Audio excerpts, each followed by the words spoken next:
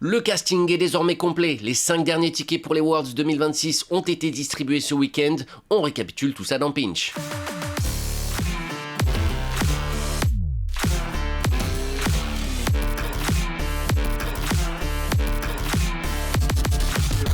Bonjour à toutes et à tous, bienvenue dans Pinch, votre émission qui traite l'actualité e-sport Rocket League. Au programme de ce numéro 90, les résultats des Last Chance Qualifiers et du tiebreaker océanien qui ont attribué ce week-end les dernières places pour les championnats du monde RLCS. On discutera ensuite vite fait de la suite de l'été sur Rocket League et on finira par la FAQ. On démarre la page RLCS dans laquelle on va traiter tous les Last Chance Qualifiers par ordre chronologique. Ça a commencé jeudi avec la région MENA dans laquelle la logique a été respectée. C'est les R8 Esports d'Abdullah Razi et Mohamed qui étaient déjà là au Major de Paris qui sont allés chercher la victoire sans avoir été inquiétés. Même pas une manche décisive disputée au cours du tournoi et une finale des plus tranquilles contre DOS. Le C3 de la saison n'a donc pas tremblé. Déjà l'an dernier, Abdullah et Razi avaient remporté le LCQ sous les couleurs de Rock Esports. Pas de grosse dinguerie inscrite dans la région, voici un joli but DR8 construit par Mohamed. Gadzi, il va s'effacer pour Mohamed, le contrôle de balle du jeune feu follet de cette équipe DR8 qui arrive à faire le geste juste, le air dribble pour passer au-dessus des défenseurs, trouver le backboard et faire la passe indirecte. Il est bien suivi par Abdullah et on trouve l'égalisation. Vendredi, c'était au tour de l'Amérique du Sud où cette fois-ci nous avons eu droit à une petite surprise.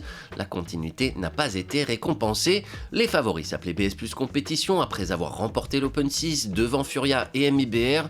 KV1, CRN et Wisty ont atteint les demi-finales en battant largement les Bigodes de Drufinho, Knight et Bems, mais ces derniers sont revenus au forceps via le lower bracket, d'abord en 4-0 en quart en gagnant les 2 premières games en overtime, puis un 4-3 en demi en inscrivant 8 buts dans la série contre 11 pour leurs adversaires Nova Drift, et enfin une revanche sur BS Plus Compétition, à nouveau en 7 manches étriquées. KV1 devra se contenter du 1v1 pour lequel il est le représentant sud-américain. C'est bien les revanchards Drufinho, Knight et Bems et leur équipe bâtie pour le LCQ qui se fraye un chemin pour les Worlds 3v3.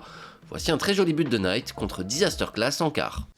Léo a eu tout le temps du monde pour venir bloquer, ça reste quand même dangereux sur le corps des Disaster Class, Knight pour le corner read. Il faut tellement de génie pour faire cette touche de balle fine dans le dos et trouver le croisé sur le tir. Ça, c'est un grand joueur. Samedi, on est passé du côté de l'Amérique du Nord où, comme au Moyen-Orient, le favori n'a pas tremblé. Les FUT Esports de Justin, Chronic et Cheese ont traversé le LCQ sans encombre. Pour eux non plus, pas besoin de jouer 2 manches décisives. Eux aussi, tout comme les R8, ils étaient au Major de Paris et c'est donc fort logiquement qu'ils vont chercher cette qualification pour les Worlds. Ni les Dignitas d'Apparently Jack ni les Genji de Magic Bear et Evo n'auront réussi leur pari. Et pour terminer ce chapitre NA, voici 2 jolis buts inscrits par les FUT, le slalom de Justin et l'incroyable passe de Cheese. Il fait le travail pour revenir avec son équipe. Justin, élimination d'un premier joueur. Oh là là, qu'est-ce qu'il est en train de nous sortir? Qu'est-ce qu'il est en train de nous faire, Justin? Le festival offensif, le dribble à gauche et à droite. Déjà l'élimination sur le premier joueur. Mais regardez-moi ça, c'est absolument magistral. Ouais, superbe, hein, et l'intelligence, l'expérience, la patience derrière. Qui va dans un premier temps se faire bloquer par Cheese. Oh, qui touche le ballon de manière complètement astucieuse. Et c'est absolument magnifique. Et forcément, il le fait savoir à son équipe. Parce que franchement, le pré-flip est exceptionnel. Ouais, c'est incroyable, hein, là.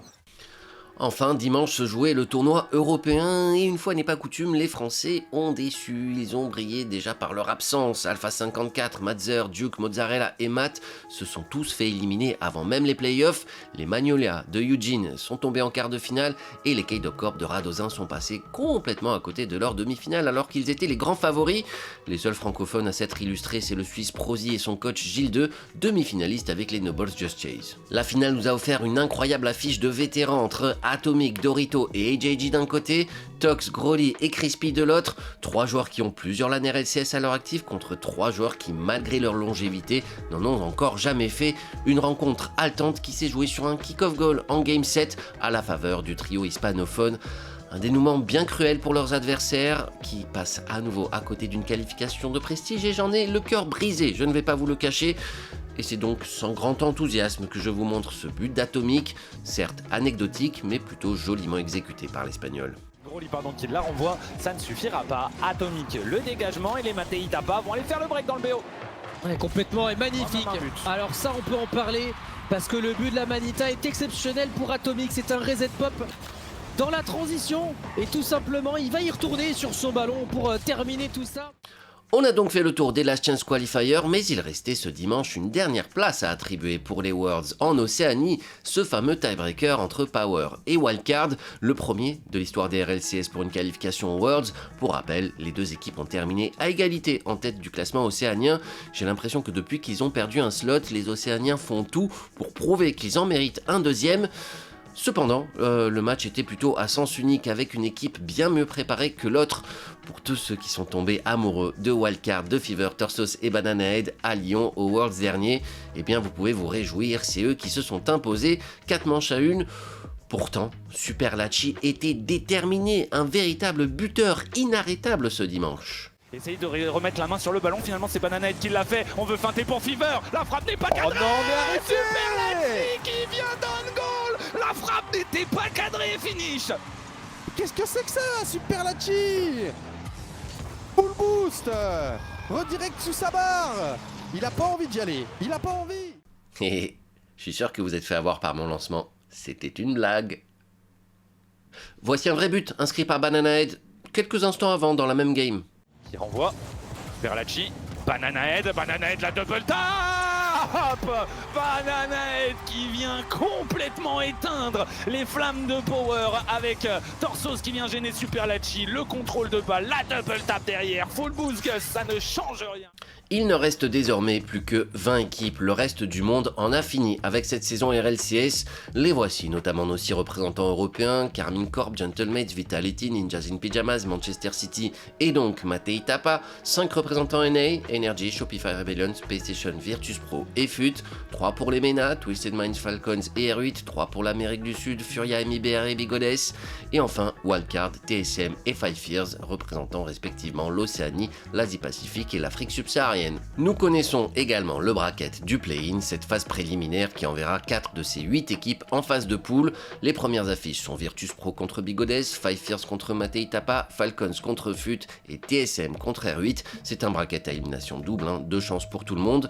Les 12 autres équipes sont exemptées de cette phase. Le décor est donc planté, rendez-vous du 15 au 20 septembre à Dallas et sur les chaînes Rocket Baguette bien évidemment pour suivre le dénouement de cette saison RLCS 2026 et couronner un nouveau champion du monde.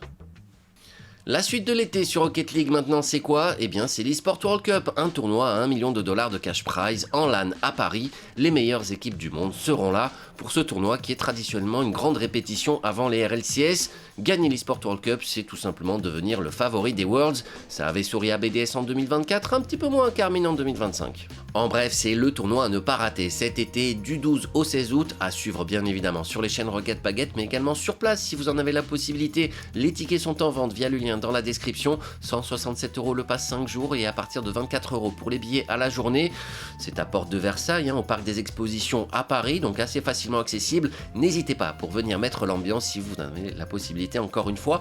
Peut-être que nous serons sur place aussi, vous aurez plus d'informations dans les jours qui viennent sur les réseaux Rocket Baguette et dans tous les cas, je vous ferai une petite vidéo spéciale, le guide de l'eSport World Cup qui sera disponible sur cette chaîne YouTube pour tout savoir et tout comprendre du tournoi.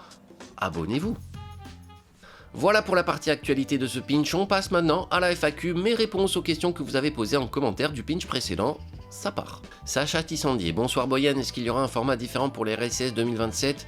Je ne sais pas, mais mon pronostic c'est que non, pas trop. À mon avis, on reproduit la même chose avec peut-être des petites modifications par-ci par-là, mais pas dans la structure globale. Reda Titi, Zen va-t-il et Ferra sont qualifiés d'office pour les Worlds? Non, dans les tournois FIFA, le tenant du titre n'est pas qualifié d'office pour l'édition suivante. Ça voudrait dire qu'on a 2 équipes de France dans la compétition? Non.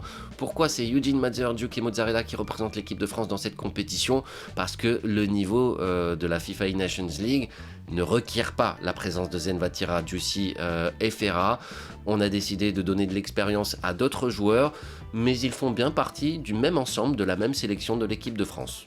Toujours FIFAI, 2 questions sur le tournoi à Lisbonne. Y aura-t-il du public? Eh bien, je n'ai pas l'impression qu'il y ait des tickets en vente. J'ai regardé un petit peu partout. Je n'en vois pas. Donc j'ai tendance à dire que non, mais on n'est pas à l'abri que les tickets soient mis en vente un petit peu plus tard. Faudra pas trop tarder, c'est dans un petit peu plus d'1 mois. God Wonderful, j'ai cru voir que vous aviez recruté pour Ashimpa récemment. Elle comme quand le cast, j'imagine. Elle commence quand le cast? Elle a déjà commencé. Les diffusions RBRS en avril, en mai, on l'a vu sur Rocket Baguette plusieurs fois déjà. Et voilà pour la FAQ, si jamais vous en avez d'autres, en commentaire de cette vidéo et j'y répondrai dans le prochain pinch. Et c'est ainsi que se termine ce pinch, un grand merci à vous d'avoir regardé cette émission, j'espère qu'elle vous a plu, le prochain numéro ce sera fin août, début septembre, le prochain gros rendez-vous sur Rocket Baguette c'est donc le WC à partir du 12 août, d'ici là il y a un Baguette Flash cette semaine, peut-être un Baguette Flash avant l'eSport World Cup, mais dans l'ensemble quelques jours de repos bien mérités pour l'équipe Rocket Baguette, j'espère que vous aussi vous pouvez souffler, on se retrouve en tout cas très vite pour encore plus d'eSport Rocket League, prenez soin de vous.